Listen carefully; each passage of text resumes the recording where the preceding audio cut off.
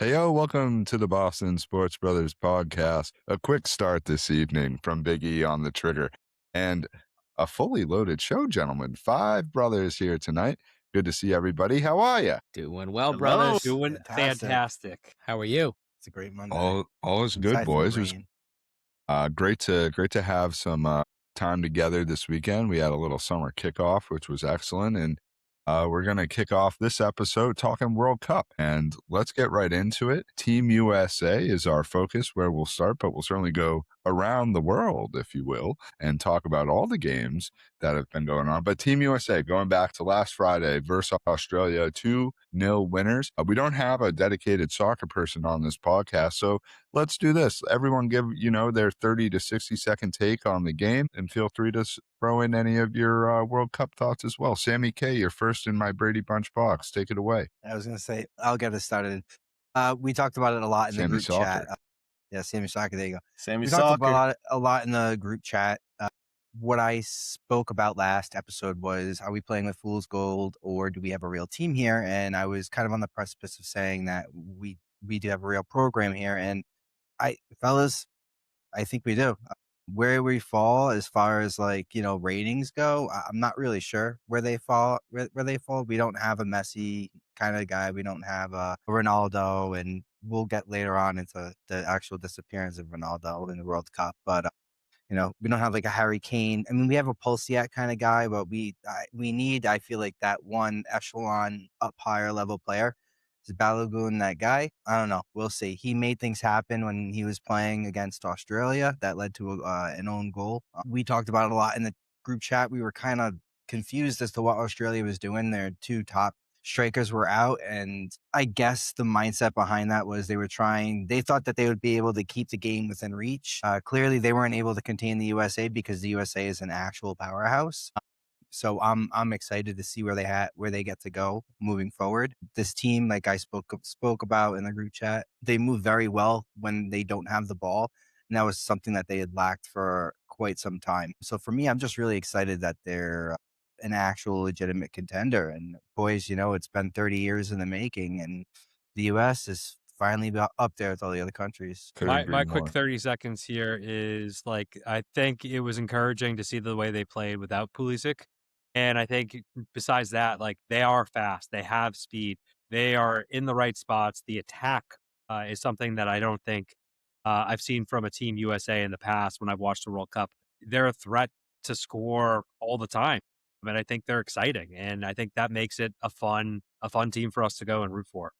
Quick note, just on the side, I did catch the game at Tall Ship in Eastie, and it was quite the atmosphere, not just for that game, but for all of the games that they're playing there. So hopefully you guys get the opportunity to, if you're not going to a live game yourself, getting out to one of those watch parties to enjoy the atmosphere. Gabe, J-Matt, jump in the World Cup talk. Yeah, I mean, I don't know if I'm the most qualified to talk soccer, but, I have been watching a lot of this tournament, and it's been fun. USA is obviously playing really well, and I thought they took their foot off the gas pedal a little bit against Australia.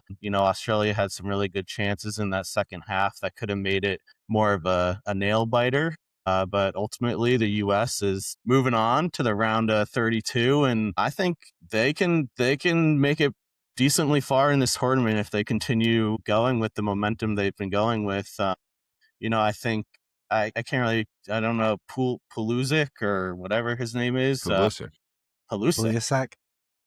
I think his injury, we definitely don't need him against Turkey in game. I would hold him out and let him kind of rehab more because they will need him as they kind of advance through these elimination games. So yeah, I'm loving the tournament. USA all the way, and I think they have a good chance.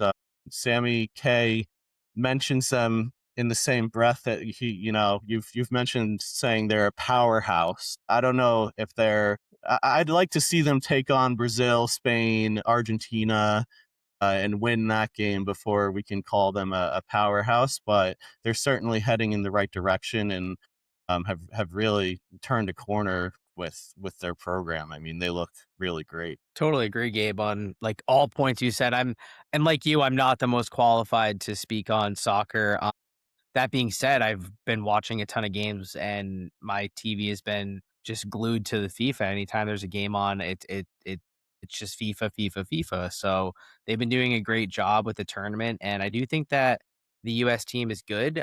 Again, I'd like to see them versus a real good squad. I know that Paraguay, is a pretty solid squad, and Australia is not terrible, but you want to see them go up against like the world class teams and see if they can handle themselves. So we'll see that coming up in the round of 32 and 16. So all good stuff. I do think that this tournament is also making the casual fans like me wanting to invest more time into the team and starting to learn more of the players' names, because I really couldn't tell you like any of their names, unfortunately, but I do want to take the time and start learning more about them and kind of like their backgrounds and where they play over like in overseas and whatnot. So it's just good. It's piquing my interest, and that's what you really want for any fan, whether you're a United States fan or another fan of another country in the world. So it's been a great product for my opinion. Couldn't agree more. And you all actually made fantastic points that I sort of want to follow up on. Sam, from a play style standpoint, they are playing fast. They are playing in terms of moving with space. To Big E's point, I think that the atmosphere and what's come along with this World Cup, and J-Matt, in terms of what you were saying as well, everybody's on board. Like, it's appointment television to make sure that it's like, what are you doing for the USA game now? And that's going to be the case over the next couple of days. And Gabe, in terms of, some of the cracks in the second half that they showed, definitely were there. Australia was pressing, but I think it was important for the US to be able to maintain that 2-0 lead and not give anything up and sort of be like, okay, we're going to be on our heels a little bit. Soccer is a very possessive game. It's not games of run. You almost have to think about possession almost like in basketball when a team's going on a run. Like, if you're possessing the ball, like, and especially if you have a lead, like, that's just building on your lead at that point in time. So interesting way that they've played. I think the coach, Potticino, deserves a ton of credit, because he's come in and he's whipped their ass into shape and into gear and sort of saying, like, you're the US fucking A. Like, it's time to start acting like it and start to play like it. And they have. It's unbelievably encouraging. They should take care of business against Turkey. They should get a pretty good draw in the round of 32. They've already won the group. Last I saw. Yeah. So, they've won the group. They've scored 6 goals, which has been incredible from an offensive standpoint. They've given up 1. What about the butterfly effect of Florian Belugan and him, like, his mom not being able to fly because she was too pregnant, Yeah. led to him That's being what- born in crazy. the U.S. It's Crazy. incredible. Like, I was also, incredible story. I'm glad you brought that up, Sam, because like a couple of these guys aren't technically they're American born, Right. but they're really not American players. Like they're British guys, and I think it's interesting. I don't care. Do what you got to do to win and whatnot, but it's just interesting. I hope the casual fans realize that some of these guys aren't like the American those guys. They weren't they're working Brits. Some of them. the oil mill or out there in the fields. The interesting thing about this is, like, for a lot of these guys, like, they're good, but they're not good enough to be on the England squad and get playing time. So instead of sitting on the bench, they're taking the advantage of the opportunity of dual citizenship and riding with the U.S. So I'll take it. We love it. And you look at other tournaments around the world, like the World Baseball Classic, for example, and who is playing for different teams with all that. So, it's the rules are sort of bent a little bit from that standpoint. Let's talk a little bit more, fellas, about just the World Cup in general and some of the other storylines. And I think you have to start with Lionel Messi. Undisputed, in my opinion, GOAT of the sport. 5 goals in the tournament, 3 a hat trick in the first game, 2 more today. Could have had 3, missed a penalty kick. What do they call 2 goals? A brace or something like that? I have no idea. Maybe. They Ooh, very well could Gabe be. with the soccer terminology. But he's been unbelievable. It's unreal what he's doing at his age standpoint as well. Argentina firmly in a place where they could make some noise once again. France, I think that game's still in a weather delay, but they're up 1-0, and Mbappe, another guy, just out there absolutely putting 100 miles an hour on every fucking shot he takes. And then Ronaldo. We're sort of talking stars here in different teams that go along with that. Ronaldo, a little bit of a ghost in his first game. Portugal, I think, had a draw, and so it was a surprising result from their standpoint. Sam, so you got some feelings. You got some feelings let's on that, stop right? there. So yeah, Messi, Mbappe, and Ronaldo, can we not agree, are probably the 3 premier players, worldwide known players. I agree. 100%. But the And thing is Yamal too Yamal, from yeah, He's on Spain. now your Yamal. mind. But the thing is it's always been a competition between Messi and Ronaldo. So who's better, Cristiano Ronaldo or Lionel Messi? They've played on opposing teams with, Messi playing for Barcelona, Ronaldo playing for Real Madrid. And the thing is, Ronaldo went to Saudi Arabia and signed this this $500 million contract with like $400 million in incentives, where it equates out to almost $1 billion. And like Messi chose to stay. I believe he's only played with like 3 teams in Barcelona. I think he went to PSG for like 2 years and then came to the US and started playing in Miami. So it's like Messi, just in my eyes, and for me growing up being a smaller kid, it was just someone that I looked at a lot more, where Ronaldo was more of a flashier guy. Um, and it just goes to kind of show. I mean, look at the goals themselves. And look, I mean, Messi's done it, Ronaldo hasn't. And I've always thought Ronaldo was just a flashy kind of player and was just I always thought he was about himself, whereas Messi was more of a team player. And that's just watching these guys over the course of my whole lifespan. That's just one of the things that I always noticed is Ronaldo is He's always like the kind of been about LeBron. himself. Yeah, It, he's the it is very LeBron of MJ soccer. LeBron-esque. It So really is. They're both, Ronaldo and LeBron are physical specimens, and not that MJ wasn't, but certainly a little bit more unassuming than a guy like LeBron and Messi as well. I think that's the other thing, Sam, that you mentioned, like his relatability. Like he's a 5'8", 5'9" guy and just out there absolutely dominating. But part of why he plays in Miami is that he can go out in public and walk on the street and not everybody's going to be mobbing him, because as we know from an American soccer standpoint, it's not the biggest of interest. But Gabe, Big E, J Matt, your thoughts on the 3 stars or anything else from a World Cup standpoint that stuck out to Yeah, you? I got a thought here, and like obviously, I think as of right now, Messi is the GOAT, and Ronaldo, great job for most of his career, although he's been a little shaky so far this World Cup. But I think at the end of the day, Mbappe is probably going to go down as the best of them all. I think at this point, if you look at their international stage and World Cups, I'm pretty sure Mbappe has 15 goals in his period of time playing in the World Cup. Against yeah, Messi's, it was 18 earlier before the 17. goals, so 17.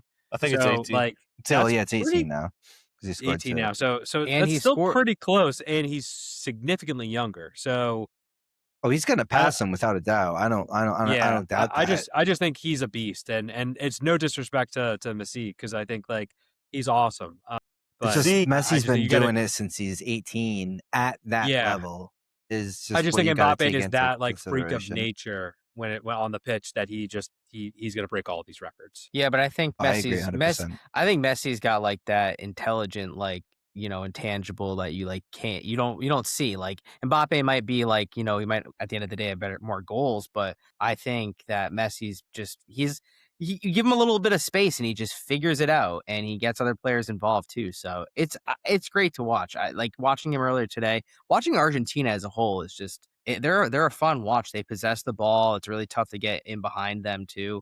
So they are definitely a complete team, and they are a great watch. I also think what Ronaldinho said about Messi kind of speaks a lot of volume. Is that My guy. he said that Messi is by far the best because at this rate he's what 38, and Ronaldinho said he would have already been retired for 4 years at this point. And I think he's like I would have weighed like 120 kilos or something like that. So good quote. So you gotta the respects he's respects right there. So yeah, I think Messi's gonna go honest, down as the From I one of got the as the greats GOAT. too. one more Oh, thing, just 100%. in relation to Mbappe and Messi and all that. The FIFA gods really blessed us with this tournament because France, Norway, and Argentina have all played on the same day. So you get Mbappe, you get Erling Haaland, who's also another Mm. fucking superstar in the league, and Messi Viking all on the chasing you same down. day. And it's just been like we really can't turn it off. I mean, it's appointment television, like you said, Plotty. That's been, to me, the best part of this tournament is how it's infused soccer into American sports culture. We're obviously late to the party. It's worldwide the most popular sport, but the embracement of soccer in America over over the past couple of weeks has been unbelievable. Like, I think that's the best part of it. And it's because the U.S. is playing so well. If they sucked, That too. no one would That care. We has wouldn't a care huge- nearly as much. huge part to do with it, and they really can continue to do huge favors. If the U.S. gets to a quarterfinal, semifinal, and we're talking soccer into mid-July, fellas, like that's pretty unbelievable. I mean, I think right now that's kind of the goal. I mean, obviously has we to want to be. win the thing, but like I think you got to get to the quarters at this point. Like Have to. you're already guaranteed to get to the knockout round, so you don't want to just go to the knockout round and out the first opportunity. You want to at least go 1 or 2 rounds further down. You gotta make a run here. So, all right, let's wrap up the World Cup talk. Just a few other things from around the tournament. Scotland lost to Morocco in their second game at Gillette. Great atmosphere. The Tartan Army was unbelievable. Shout out to them once again. Just a great vibe in Boston that they brought. They might potentially, if things shake out the right way, they're talking about them and Germany coming to Boston for the round of God 32. willing, that'd be talk about That'd be beer awesome. drinking. That'd be They outrageous. free ball under those kilts. I think that Yeah, they do. I think sometimes depends how the humidity is down in Miami. They probably Ivory Coast loses to Germany in heartbreaking fashion. Germany coming back in that game. Belgium in danger of missing the round. There's I think Belgium is in this insane group right now where everybody's had draws and everything's sort of mucked up from a point standpoint. So it'll be interesting to see how that shakes out. Cape Verde with a surprise draw against Spain and Uruguay. So they're Awesome. still alive for a small island Huge. nation and in a 2 big points. presence from this area. And then England took care of business down in Dallas, and they make their way to Gillette tomorrow, taking on Ghana. I have the great fortune of being there. I'm like, it hit me today that I'm going. From what I've heard from people who have been, they said that it's just unlike anything else that you've been to from a sporting event standpoint. So I'm gassed up and ready to go. Very excited for that one. We'll be you rooting live for? on the scene. Ghana for sure. Let's go. Absolutely. No Go chance. Ghana. No, are you kidding me? If you rooted for England in Boston, given the whole history of what's happened between in this area and the It's like significance rooting of for it the all, Absolutely. absolutely. I knew who you were rooting for. I just wanted you to put it on record. Yeah, well, it's on the record now, and I also said I don't have the balls to do this, but I really want to go get like 100 tea bags and just throw them at people tomorrow from the stands. You should. Hilarious. I Root for know. goals Nothing too. wrong with I don't want to that. get kicked out Or though. just throw them up in the air. I got to be respectful of That is the respectful. Just throw them situation. I don't up to think yourself. you take 100. I would say take like 10. Plotty, Okay. what are you thinking? Strategically toss. high Or just scoring a box affair? of tea and just I like think show them so. it. Be like, ooh, High I got scoring, low tea. scoring, even. So England's definitely favored. I'm rooting for Ghana, but if we're being realistic, I think England wins this game in a 3-1 sort of 4-1 fashion. Yeah. I do think it's a little bit high scoring on the English side. Ghana and I think Panama. They played Panama in their first game, and that was up Ghana and is a down. good squad. But Ghana's not a bad team. no, Ghana could definitely. A lot of That's these the thing African about this teams are very tournament is good. anything can happen, right? Like you can go out there and be upset. So you don't know, but I am very much looking forward to seeing a guy like Harry Kane and one of the names of the sport be able He's to play, great. and more than anything, just the atmosphere. It's going to be on another level. I picture it. We've been blessed to go to a bunch of sporting events, but playoff feel. SEC sort of football or Big Ten So, sort of football feel. So really- that's what I'm expecting. Not World Cup level, but international level. I've been to a game before, and Plotty, I don't know if you have as well, but A few, I yeah. saw, I think it was Brazil and like maybe Paraguay or something like that. And the what's People it are called? The insane. tailgating was like wild because it's like all just like Brazilian fans, and then like a few lots over, it's just like 5 lots of just like all like Paraguayan fans, and it's just like there's like pigs on spigots and shit and music blasting from. No, I'm not lying. It's crazy, and people No, just I come up hear to you. you with food. It really, honestly, dude, you're gonna have a blast. There's gonna be like the English side, and they're gonna have their songs and doing all this shit, and then the same thing with the Ghanaian fans. I mean, you're Yeah. gonna have I'm some look- great African cuisine, man. I'm looking forward to it all. Going to be absolute Some scenes. We'll mashes. continue Like to. goat stew. Yeah. Some sausage I and gotta, mash. I gotta, I got a quick take too. I think what's been great Bangers. too, like to your point, Sam, about like the Paraguayan fans and the Brazilian fans, is like everyone from what I've seen has been like coexisting very, Oh, yeah. very much so, like around all the US, Mexico, and Canada, where all the venues, and it's been great to see. So I think Great point, J Matt. that's something you Because don't usually see in all these big football matches is no, but all this camaraderie. Football. you make a great point. In the U.S., we don't do politics on the show, but we don't necessarily have the best reputation around the world in terms of things. And people have this perception of what the U.S. is. And then there's so many people that are coming here and experiencing it for what we get to experience for, which is everyday life, having the amenities and the ability of being a nation that has their shit together for the most part, for you to be able to live the life that you want. Don't take it for granted. We live in an unbelievable place, and it's awesome that the U.S. has been on display for everybody to enjoy. It's time to shift gears a little bit here, fellas, because the other major news is what's going on in the NBA and the rumor mill, which is out of 10. It's out of 10. I don't know how else to put it. Big Anyone E, checked break it down recently? in terms of what we're hearing in the streets. Right Yeah, now. guys, we've Nothing. officially reached the peak Giannis watch, and as of last I've heard, it sounds like it's between Boston and Miami, with Boston having the significant edge with a better package centered around Jaylen Brown and some picks versus the hodgepodge offer of Tyler Hero and, more picks and not great players that Miami's going to be able to offer. So I have a lot of mixed feelings on it, candidly. I really don't want to be parting with Jaylen Brown. I love to get a talent like Giannis, but I question, are you giving up a lot to get a shorter window? And who else is going with Brown too? Those are things that I have a lot of questions with. I do trust Brad Stevens will do the right thing for the franchise, but I personally would not be offering Jaylen Brown in a deal for Giannis.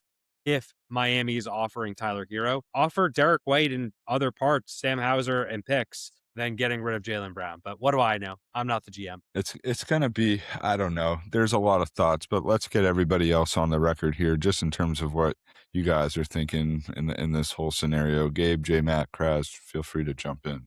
Yeah, I'm cool with Giannis if he ends up here. I'm also cool if they ship JB out. I think his time is kind of worn a little thin here. It seems like he wants to be on the move and finally take the reign on being the number one guy. So if that's necessary, then I'm kind of like come to terms with it. But I honestly I kind of feel like all this Giannis talk is smoke. Like, I just feel like Brad Stevens and the Celtics, they always work in such like they're in secrecy and like you never actually know what they're doing behind the scenes. And I don't know if it's not Giannis, like there's definitely going to be other trades available that the Celtics are going to go after. But for now, I just I wouldn't be surprised if the notification comes up that the Heat have signed or have traded for Giannis, and then the Celtics make some like crazy moves that you just like no one really saw coming. Kind of agree, That's Gabe. kind of, yeah. I kind of agree. And the thing that I was thought about earlier today was Bill Chisholm is the new president of not the president, the owner of the Celtics. And what has he done since he's been here? He's cut payroll. He's made significant moves. And my thought That's process. not accurate, though. No, they have. They've cut. They've. That's not his fault, though. That's not his fault. I know, but they've come in and they've trimmed. Let's call a spade a spade. I mean, they've cut $300 million worth of payroll. Like they did that. So my thought was, if Giannis is going to come and sign, and apparently the package is he's going to sign an extension wherever he goes, and that's going to be huge money. So are they going to be willing to extend themselves for what, maybe at least 5 years, probably, if Giannis is extended for a 4-year deal, or if they're going to have JB, they could sign him for what, 2-year extension, I think, in this offseason for maybe what, another 3 or 4 years. So it's like, pick your poison. Do you want JB for another maybe 3 years and run it back and see what you can do? Or are they going to pay Giannis huge money to be here for 4 or 5 years and see what you can get out of him as an aging superstar? I don't know, Gabe. Like you said, I don't know if that's going to happen, because the whole deal with Giannis is he's going to have to sign somewhere, I think, wherever he goes. So we'll see what happens. It's not a done deal, in my opinion. So to play devil's advocate, Plotty and I kind of talked about it last episode, where if you're Giannis and you're leaving franchise and you've made the comments of I'm not leaving Milwaukee, I'm just leaving the Bucks. You have in mind the fact that you want to go to a contending team that's going to win. So between the Heat and the Celtics, if I'm Giannis and I'm looking at the two and I'm thinking, where do I have a better chance of winning? Probably with Jason Tatum over Bam Adebayo. No offense to, Bam Adebayo's skill set or anything like that, but just with everything that comes with, and maybe it's just me being a Boston homer, but with all of the prestigiousness that comes with the Celtics, that itself, and then you add in a top 10 player in Jason Tatum. If you have a healthy Tatum and Giannis on the floor, I mean, that's really hard to compete with anyone. So but that is the thing is can you keep that guy healthy? And I mean, I think also on the Giannis flip is going to side be happy is either way.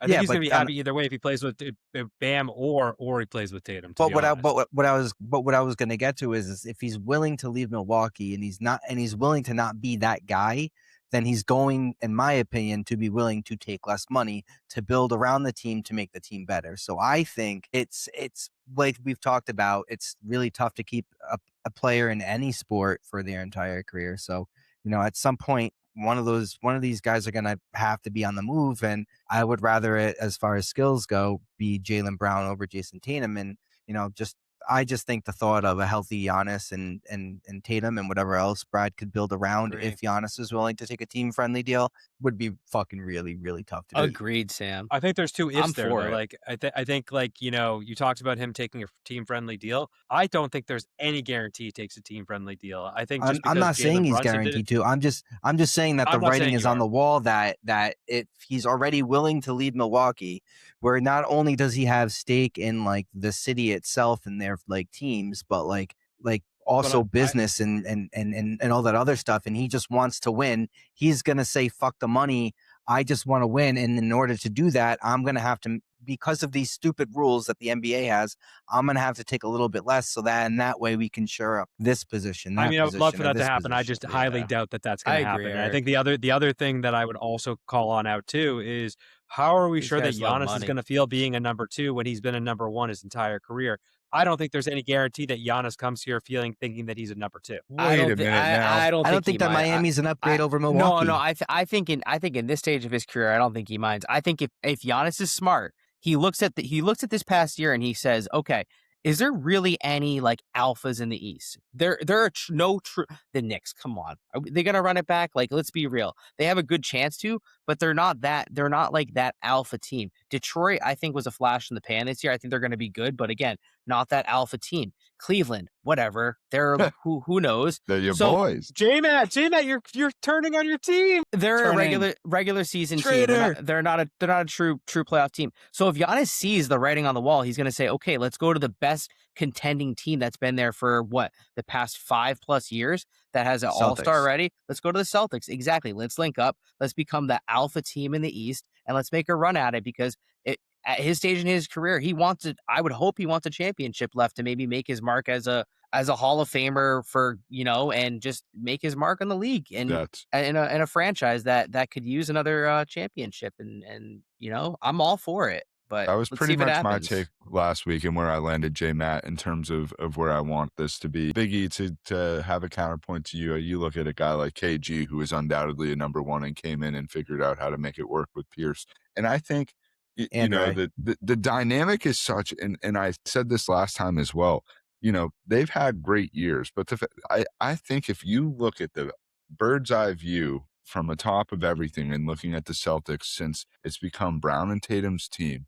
have they underachieved, achieved to expectations, or overachieved? Well, they certainly haven't overachieved. They've maybe achieved to expectations, but in my opinion, they've probably underachieved. I think everybody expected that this team, since they've come into the league, would have more than one championship given the renditions of who they've had. But they're on probably this B minus. And they blew one. They did blow one. And Giannis blew one. They blew the Warriors and they blew the game. And the thing about Jaylen Brown as well is there's been enough examples, in my opinion, where it's time for him to be the guy when it really fucking counts, and he hasn't delivered. End of Philadelphia this year, and the Jason Tatum ankle injury game against the Heat in Game 7 those were 2 times when you needed Jaylen Brown to step up, and he just didn't, like, when it mattered most. And I have more faith that a guy like Giannis, who's already won one, and if he comes in with the mentality before he won the championship, because Giannis was a dog and he was chasing it, and he might have gotten a little complacent. But if you can get the dog back out of Giannis, that's a much more formidable dog than Jaylen Brown. Counterpoint, but I would argue that Jaylen Brown, between him and Tatum, has shown up way more in the playoffs than not. And I would say, specifically with Tatum, he's got the issue of being injured in the playoffs. And whether it's fair or not, there have been 3 playoff runs that he has sat out in the last game, either through injury, to that terrible Achilles tear. But this year he wasn't ready to go. He put too much pressure on him to be ready in the playoffs. And then he had that freak ankle injury. So, like, listen, I'm not saying it's his fault, but at least Jalen's available and he's there. I can't fault him if he hasn't been the 1A all year and then doesn't get the opportunity to lead that up in that Game 7 against Miami. I agree. It's a fact, and we could go round and round. It's absolutely fascinating that we're at this point, given the Flatty, fact that one last thing to your point, though, about like how did they overachieve, underachieve? Are they neutral? Like, where are they at? I think 5 years ago, we all probably thought they should win multiple championships, me included. I would that's no brainer.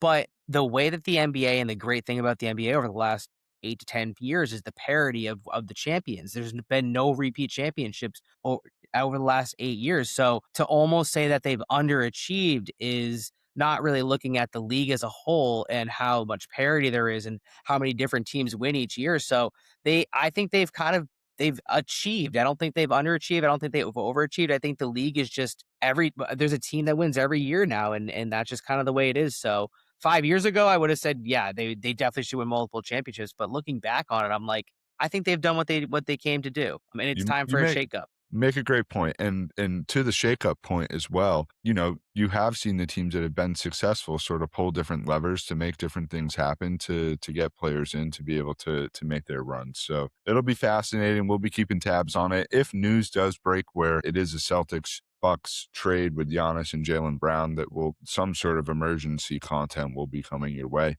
We'll be sure of that. All right. If I have nothing to say about the Knicks parade. Skip that. Move. I do think we need to talk a little bit draft real quick. Yeah, but Biggie, the NBA draft is tomorrow. I think a lot of people are thinking this news is being saved until tomorrow to sort of have an NBA day of talk. So break down the draft. I could see it happening tonight. I could see it happening within 24 hours of the draft for just the news cycle purposes. It'd be like a midnight trade. Yeah, wake up in the morning, you're like, 1 a.m. Shams bomb. They love doing that. So we'll see. Always. But I think in general, coming up with the draft, there it's already been done. We talked about that. The deal's done with his post. It's just to wear now at this point. To the draft. Okay. To the draft. The draft is a pretty loaded draft this year. There's at least 3 or 4 guys going in that people are walking away saying could be franchise players. You got the local kid, AJ DeBansta from Brockton. A lot of people think he could go number 1. He will likely either go 1 or 2. Darren Peterson from Kansas. He is the other guy that is likely to go 1 or 2. Some talks about him not going to Utah, and I think Dybansa would actually fit in better in Utah, so I'm kind of hoping that happens, but we'll see what happens. Then you got Carlos Boozer's kid, Cam Boozer, who I think right now is listed as the 3rd best prospect. And then there are a bunch of other guys that are in there that I would say are really good, especially a number of guys from that Michigan team that you should see drafted in that first round. As far as what the Celtics do, I think obviously it depends on does the Giannis deal go down or not. I think there has also been talks over the last week that they have been looking to potentially move up. So if they do swing and miss on Giannis, I don't think it's a foregone conclusion that they're not going to find some way to move up in this draft. So I think we all know that this team needs a big man, which is why we've been hyper-focused in on Giannis. But if they don't end up getting Giannis, I think the next path that they might look through is through the draft versus seeing what else is out there. Because I think getting one of these good young players under a cost-controlled contract, especially with how the economics work out in this NBA, may not be a bad move. But I mean, there are a few players that I have my eyes on for the Celtics specifically. Terrace Reed from UConn, more traditional center. EGB, the guy from St. John's, the center forward there. I'm going to butcher his name, so I'm not going to say it. Henry Vassar from North Carolina. I've seen him be someone that I've seen mocked a lot. If there is someone that we could go and get, like perfect player, I would love to get Yaxel Lendenberg. I think he would fit in perfectly on this team. He's a dog, as well as one of the other guys on Michigan. I think Johnson. He's also Morez Johnson. I think he's also a dog. Just great instincts, attacks the basket, always where the ball is. Kind of like a Josh Hart-esque player. Someone who I think would fit in nice with the Celtics. But I don't know if you guys have anyone that you guys have your eyes on, someone you'd like the Celtics to get if they are still picking in this draft. Giannis news. That's where my head's at. That's where the I thought head's you at. meant Giannis news was happening right now. I think the draft does have some pretty interesting names at the top of it. Biggie, a guy like DeBansta, Peterson, the guys from Michigan, Yaxel, who you just mentioned, but also the Mara. Mara, the two big motherfuckers from Michigan, the guard from Alabama. I don't remember anybody's name, but Darius Acuff from Arkansas. Mbappe that's who got it another is. Sorry. goal.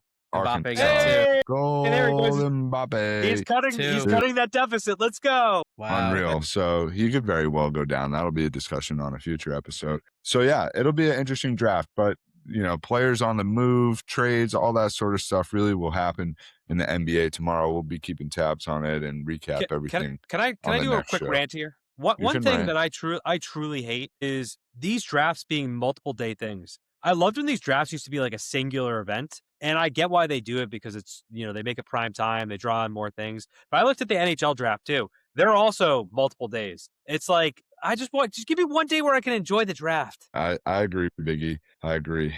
They're just trying to fill the Gotta sports make it calendar special for the summer. players too. Yeah. Especially in the NHL, you don't know anybody after like the top 3 players.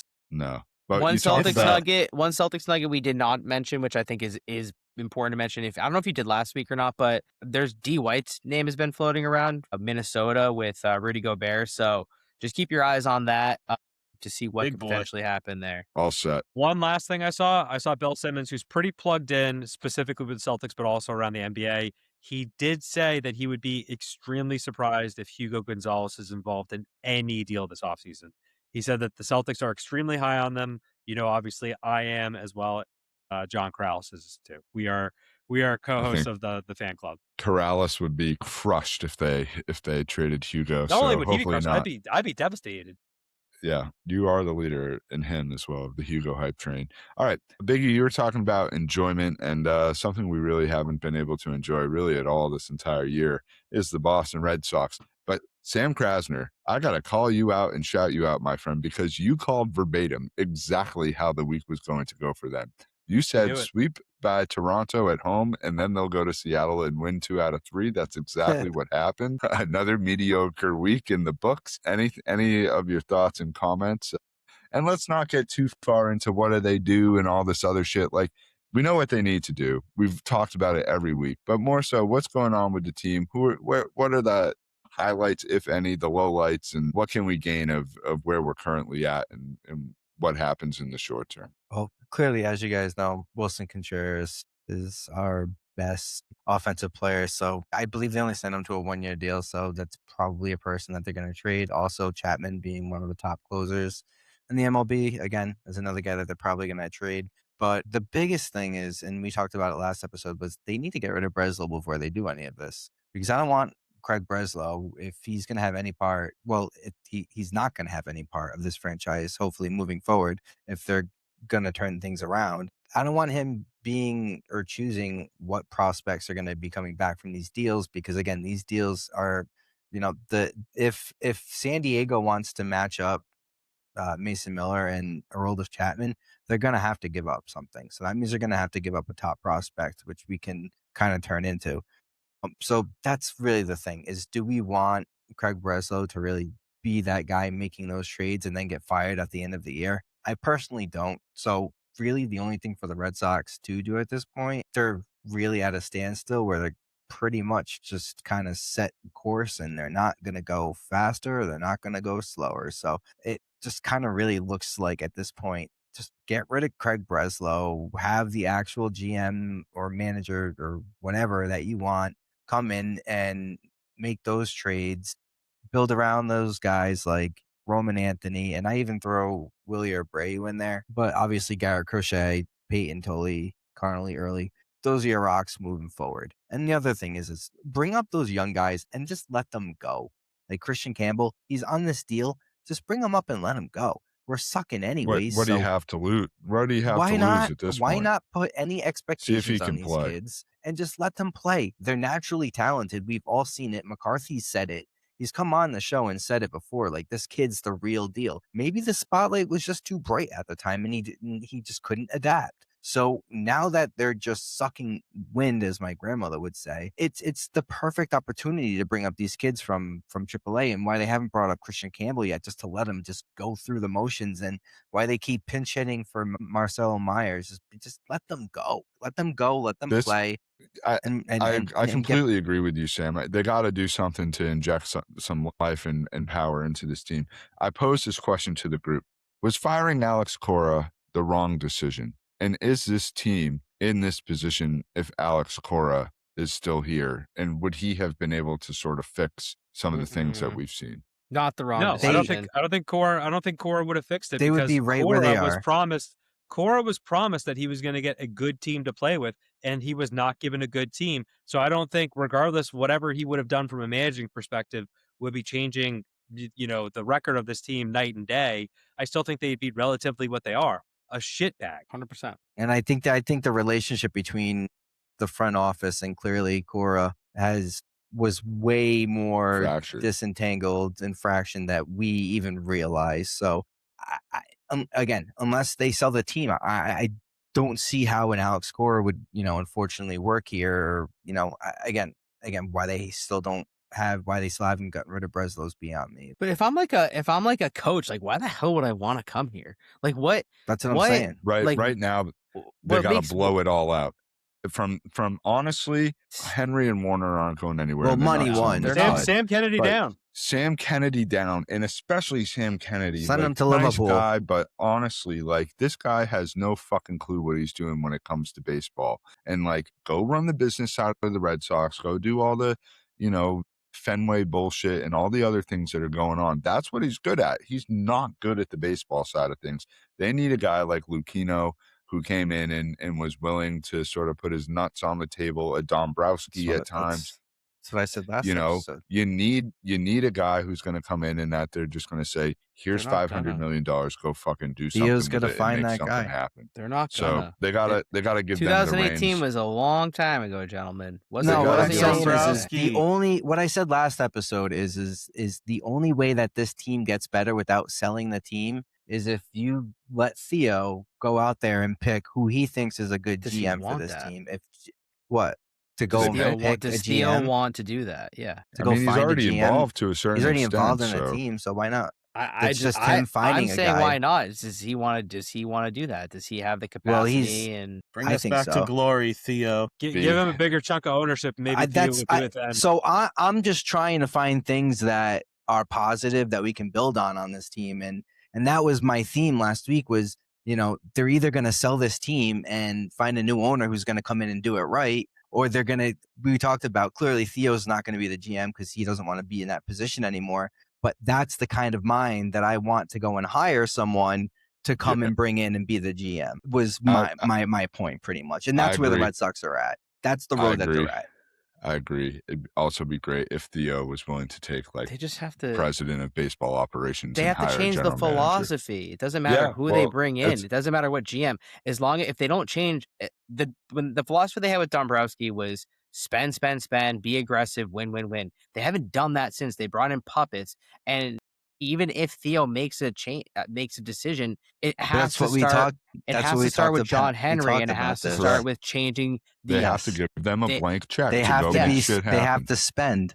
Yes, That's what has to happen. They have to be willing to change their entire culture. They can't. It's not just spending. It's just it's being aggressive. It's making bold trades like Dombrowski did. It's not just spending money. It's being that team that like finger on the pulse. Yeah, and they haven't been that since him. No. And I don't expect it to change unless something happens from John Henry's perspective, and I don't think he's gonna see that because he sees a full Fenway Park with fans from all over the country now, and Scotland and and it's just, unfortunately, it's great for like vibes and everything, but it's not helping. It's not helping us in the Red Sox and We're close, J-Matt, because we're not quite there yet. But what we'll really tell is once we get to the first week or so of August, as summertime plans start to roll down and the kids start to go back to school, vacation time starts to cut off. Is Fenway Park a ghost town? August into September, because the team is not in a good place. And are you having like 10 to 15,000 people come out on a September night where it's 52 degrees? And the trade deadline will. Before that, will also they're gonna have to sell things off, and so there's a lot that's gonna happen here in the next 5 weeks between now and the trade deadline, and a lot of shoes that will have to drop. But team continues to be mediocre. Lots of things that need to happen to make them better, and that's really the story as it goes every week. Sucking air, as Sam's grandma would say. All right, we're moving on. Gabe, you picked a great time to come back to the show. Gabe's been under movement clause. He's been on. He shipped back. He wasn't shipping west. He was shipping back east a little bit, which we love. Hell yeah. But Gabe, it's great to have you back. And as I said, perfect episode, because there are some hockey nuggets and news to go through. Yeah. So take it away, my friend. I know some decent stuff broke today. First thing, Patrice Bergeron elected to the Hockey Hall of Fame in his first year of eligibility, which is, I would say, expected. I think we would all expect him to do that, and there's no better role model or teammate than Patrice Bergeron, and it's unfortunate he was only able to get one cup with the Bruins, but regardless, just all the Selke trophies that he won, being a two-way forward and always getting back on defense and scoring the overtime goals to get them where they need to be. Bergeron, he's the upper echelon of the NHL, and that's pretty cool to see. I'm sure you guys all have some great memories of Bergeron as well, even if some of you not the biggest hockey fans, but that's the one guy you know. I think when I think about him, I think of Bergeron, against Toronto. And oh my God, yeah. And I think the other thing I want to just add a note here too. It's unbelievable he's getting elected to the Hockey Hall of Fame in the first year. But the Bruins also put out a video earlier this week. He's also getting his number retired, which was announced before he got announced to the Hockey Hall of Fame. So it was actually really cool. Big Z called him up and was like, "Hey, can you do me a favor?" Yada, yada, yada. And then all of the current alive retired players that have their numbers retired came and showed up at his door. So it was a really cool thing that the Bruins put on for him. Yeah, absolutely. Well deserved for Bergeron. Just the best Bruin that you could have asked for, in my opinion. I think it is a shame he didn't win more than one. They needed that 13 or 18 one. But top 5 Bruin of all time, Gabe? Probably. Oh, yeah. I'd put him up there with the best for sure. I mean, and it's just like Chara was like excited to have 37 next to his number up in the rafters, and that it kind of just when things aren't so great in Bruins land right now, it's good to reminisce on those times and the types of players that they had, and what we hope to be in the near future. But one thing standing in the way of that is the fucking Florida Panthers. And they acquired Brady Tkachuk to come and win them probably more championships. It really fucking rats. Really fucking Rat mucks City. up the Eastern Conference. In the Bruins standpoint, it's probably not the best thing. I wouldn't have minded seeing Brady Tkachuk on the Bruins if we're being honest. You'd have to give a huge haul as the Florida Panthers gave up 3 first-round picks and a second rounder. So, he didn't go cheap, but, the Florida teams are still dominant in the East Coast, and that's including the Tampa Bay Lightning. I think that puts a little damper on how, the projection of the Bruins right now. And I think the thing that really is a Debbie Downer in the situation too is we weren't even on his list of places that he wanted to go to.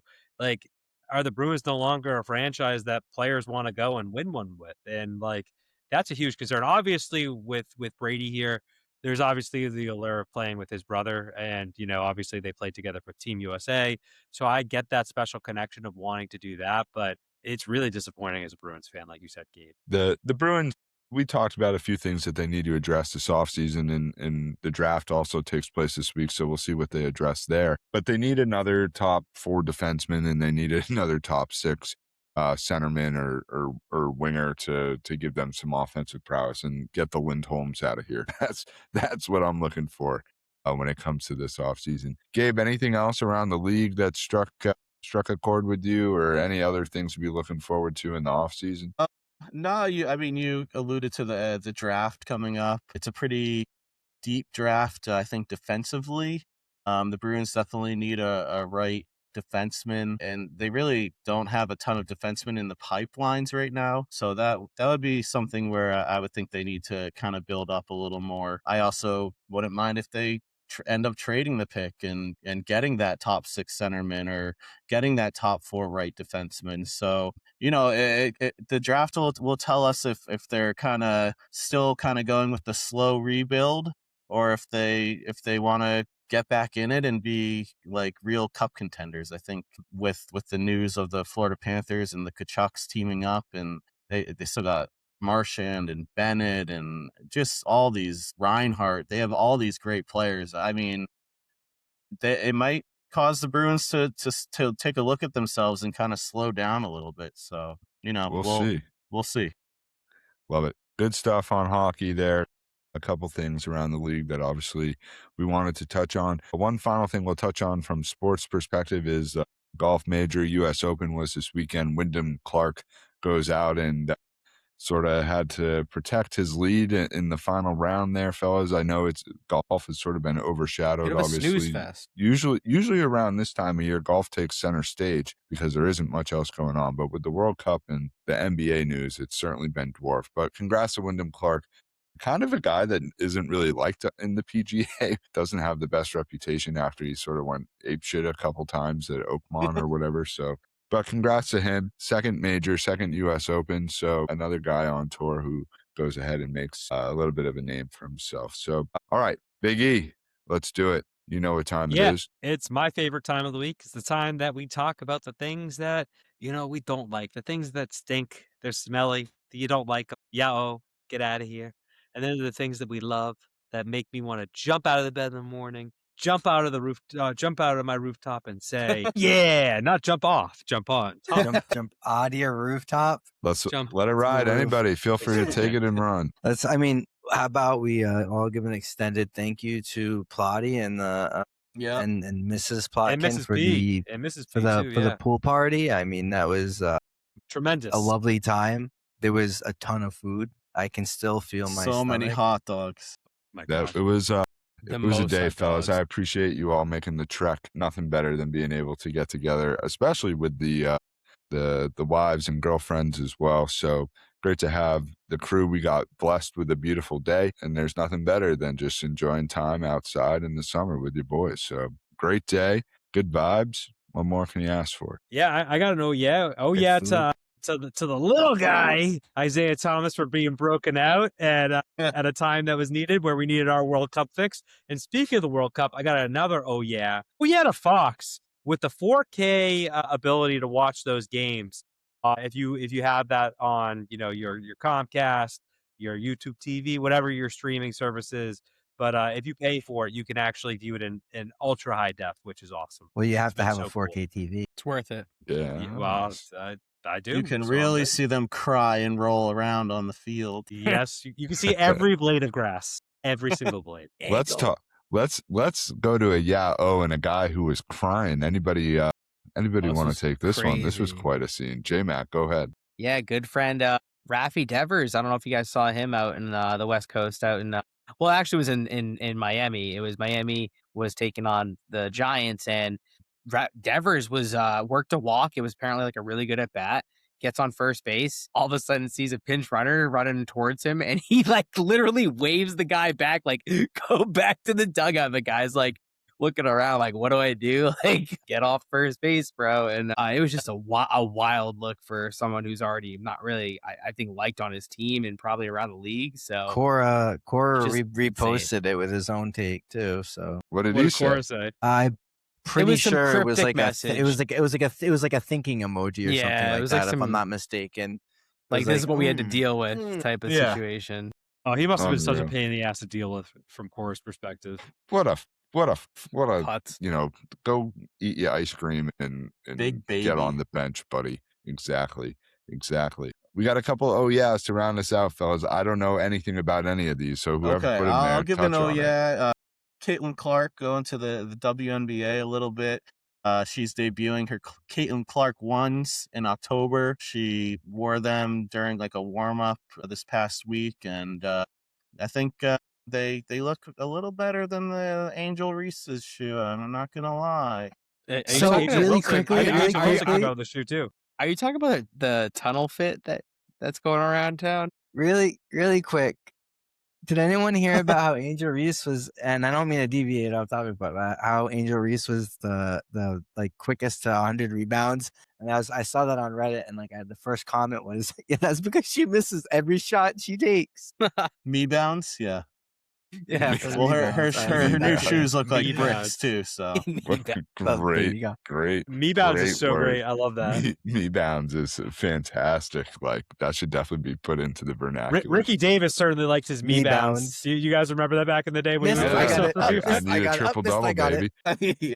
That is the definition of a me bound. No, and So- J-Matt, to answer your question, we were talking about shoes, not other things. Well, you know what I'm talking about, though. CC1. I'm just Cryptic messaging on BSB. go look it up on Twitter. So Sam, go. I was gonna say the last I didn't put it in, but I see it here, and I have clearly already Da-da-da. sworn. I've already sworn my fealty to the rightful heir to the Iron Throne. That's Rhaenyra. The House of Dragons is back. It's been 3 years now, I believe, maybe 2 years ish. But I'm not going to spoil it for any of those who haven't seen it. It was fantastic. It was a masterpiece last night. They deviated a little bit from the books. Again, I'm not going to ruin anything, but George it won't was be happy. well. I mean, he fucking co-directs this thing, so he's allowing that stuff to Was go this on. the Him and first Ryan episode? Condal.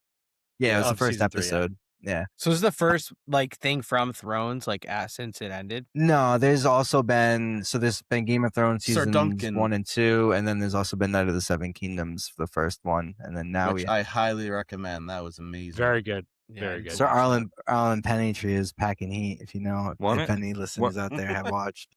But One of the, you know where a great thing to go to is the Pike. You know, we Yeah. we gotta Pretty sometimes infamous. park the car. we got to park the car. I think one thing, I don't know, in terms of, I was just going to say, all the shoot-off shows of sort of these main shows like Better Call Saul and Mandalorian Grogu from Star Wars, like a lot of these shows have been absolutely spectacular. So shout out to House of the Dragon.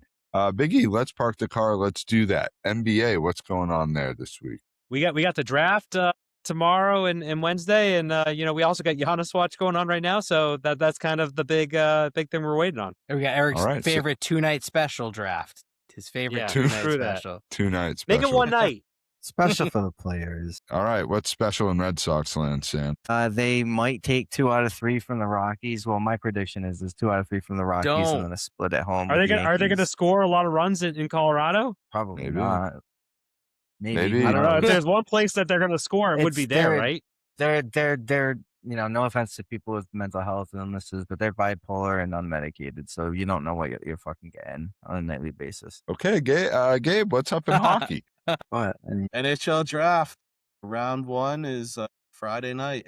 Read it and Love weep. it. J-Matt, any football notes or nuggets? We didn't talk anything on that today, but it is the quiet Negative time. Diana Rossini news. It And is World Cup. all quiet. Yeah. Well, that's what I was going to end on here, Biggie. I guess Team- there was one thing is that the players were apparently there were a lot of players asking if the grass was going to stay at Gillette and all these other stadiums because the grass is like perfect right now and they prefer to play on grass rather than turf. But with all the concerts and venue stuff that they have, they're going to go right back to turf apparently. So they will You have not to be make money. Controversy. having the Controversy. grass. They should keep the fucking grass, but They should. that's a story for another day. World Cup rolls on, obviously, every day, tons of games. Team USA back in action Thursday night, late one, 10 o'clock Eastern.